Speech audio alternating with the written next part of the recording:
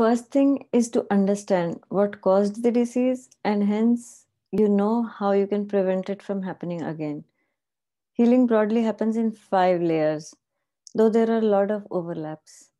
The physical body, where the discomfort or disease shows up, is mostly the symptoms or the effect. We just use that information to go deeper. That is why we can easily do this work online.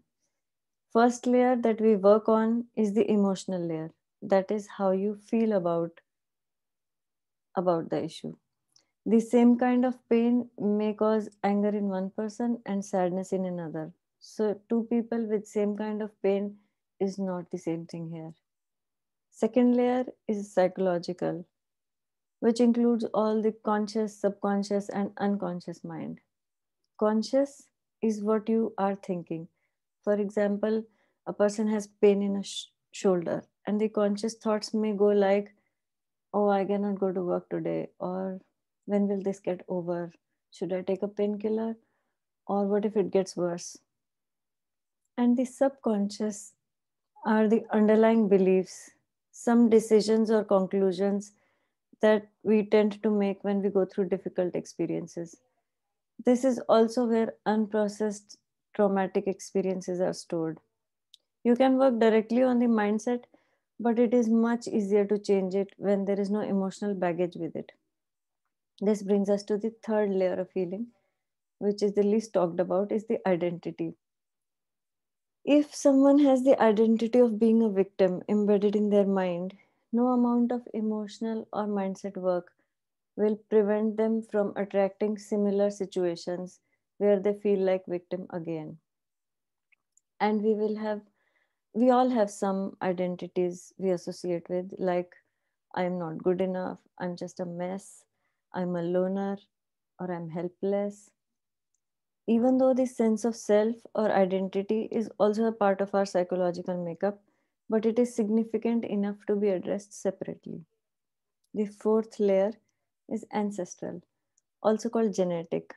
This is where our inherited patterns that run in the family, cultural or racial stories, and how they shape our thinking in so many different ways. Also, certain big traumatic events, uh, big on a bigger scale, like wars, exodus, natural disaster, or pandemic that our ancestors went through. Yes, trauma changes our gene expression, and if you do not process it well, you will pass it on to next few generations. The next aspect of us is existential. Why do I exist? What is the purpose of my life? And who am I or what am I? It has quite an overlap with the spiritual, wherein lie our deeper yearnings, longings, soul purpose, or even soul qualities that need expression. Healing does not require you to have any specific beliefs. It is working mostly on those beliefs. This does not mean that what you are thinking or believing is wrong. It is just not in sync with the rest of you. And general direction of all healing is to find that alignment or harmony in all aspects of you: mind, body, emotion, environment, and other things with respect to any illness or crisis or any situation. So, the deeper you go, the better it gets. It is very much like what my mom says, Jinna gud pao, unna mittha. Now, every illness does not involve all the layers. Generally speaking, working on just emotional brings relief. Working on mindset and identity bring a lasting change. Working on ancestral breaks the chain of pain. And working on spiritual layer is transformation. The end all be all of all healing is self realization. So, the bigger question is, what is it that you are actually looking for? How to know when your healing is done? The only thing that makes any suffering worthwhile is love.